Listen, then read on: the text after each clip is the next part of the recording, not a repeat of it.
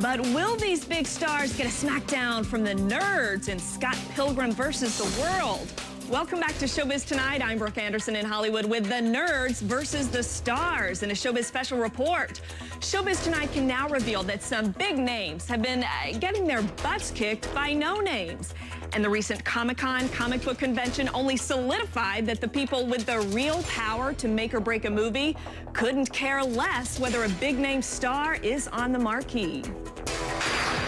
Welcome to Comic-Con. Every summer, Hollywood pours millions of dollars and energy into a 4-day convention in San Diego. Comic-Con, one of the biggest conventions in the world. It didn't start out that way. I think about in the 2000 or so, that's when it started to pick up. Hollywood noticed the trend that nerds are very vocal. They're also engaged and influential.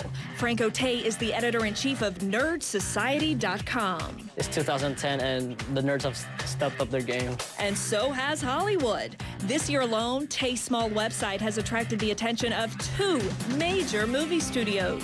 We were invited by Disney to interview the cast and crew of Prince of Persia and Sorcerer's Apprentice. What? Comic-Con, Lionsgate contacted us to interview the cast and crew of Expendables. While Tay enjoys rubbing elbows with Hollywood's elite, he says the truth is, nerds don't really care about big-name movie stars. To me, it's not a big deal. It's more about the performance of the actor. So if they hire an unknown for the next Batman, I would still watch it. Experts say it's a growing trend in Hollywood, the fading power of A-list stars. In today's world, it's the box office that makes the star, not the star that makes the box office. Paul Garabedian is the president of the box office division of Hollywood.com. Julia Roberts in past years, Russell Crowe. We saw it recently with Tom Cruise and Cameron Diaz. So, you know, you can't just rest on your laurels and think, if I just put a big star in a movie, it's going to be an instant hit. So, scoot over star power. It's now time for nerd power. Nerds have a lot of power in Hollywood, and I hate to even call them nerds. They're almost like the new taste makers, if you will. Studios are now really taking notice of and taking their opinions and trying to put that into action in both their marketing and their films. As for Tay, he happily wields his power with authority. Let's say they make a decision on a casting choice for a comic book movie. Within 24 hours, they'll know instantly whether they made the right decision or not. Pay attention, studio execs. The nerds have the floor. How about Seth Rogen as the Green Hornet?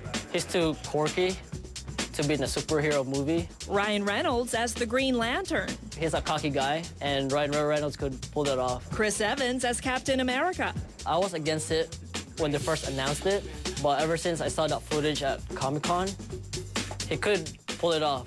And Chris Hemsworth as Thor. From the footage I saw from Comic-Con, it looks pretty cheesy. So what about this weekend's box office?